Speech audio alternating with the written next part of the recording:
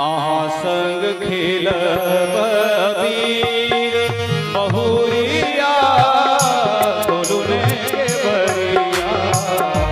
आहा संग खेलब वीर बहुरिया बोलुने के बरिया।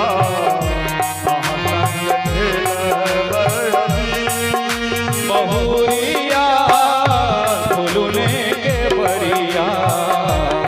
संग खेलब वीर बहुरिया बोलुने के बरिया।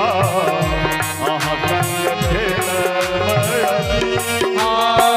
राम जी के हाथ कनक पिचकारी।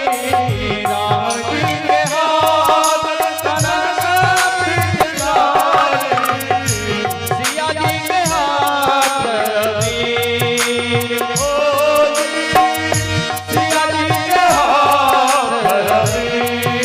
बहुरिया बोलुने के बरिया। आहा संग खेलब